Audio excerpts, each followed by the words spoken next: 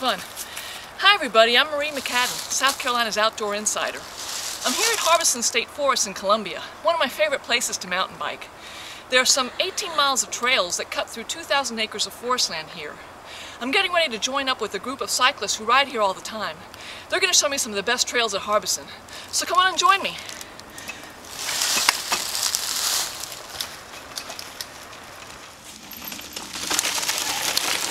So Harry, you're the president of the Friends of Harbison State Forest, and how long has this organization been around? The organization's been around for about, I think about 8 or 10 years. And, okay. So there's 18 miles of trails here in Harbison State Forest, and is it for every kind of level of rider? And you're required to wear a helmet when you're riding? Yes, a helmet. Not only is it required, it's also the smart thing to do. Are there, for people who are really into it and, you know, they are the kind of extreme sports people, are there pretty good trails here that you can really have some fun on? Yes, I rode last week, and there was some gentlemen up from Hilton Head that came to ride one of our trails in particular. It's a technical single track trail. It's got a lot of elevation change.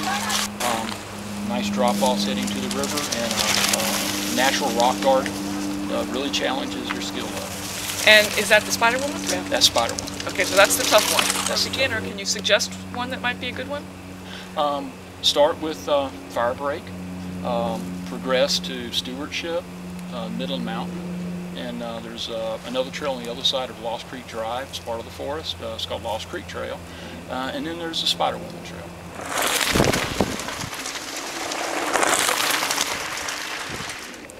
Brian, you own Outspoken Bicycle Shop on Divine Street. That's right. And Corey, you work for the Cycle Center, which is on in Five Points and on Two Notch Road, right? So you guys are two serious bikers. Yes. And you come out here a lot and you ride these trails.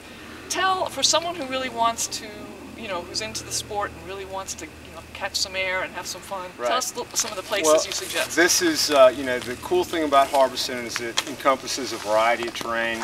It's on the bluff above the Broad River, so you have several hundred feet of elevation change. So you got some pretty fast downhills. So they've got really good flow.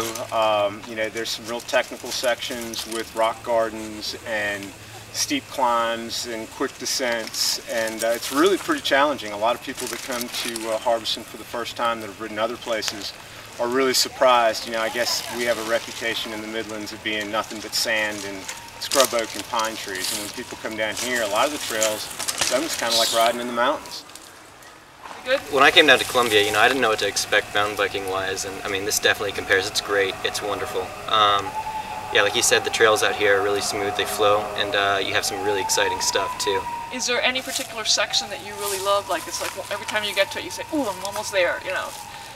You know, Spider Woman. I think everybody talks about Spider Woman, you know, which started as just kind of a poacher trail would have been the lingo, meaning that it wasn't, you know, an official trail. It took a while to rework it to be a little bit more environmentally sensitive. And, you know, it's always, I mean, you're either going uphill or you're going downhill. It follows a bunch of little creek bottoms, you know, little ravines up and down. So you've got some switchbacks and, you know, a few surprises with drop-offs and things like that, some big whoops. That's where the rock garden is, and it's real pretty. You know, it's overlooking the Broad River, which is a beautiful river. And, yeah, I think that's probably the highlight of Harbison.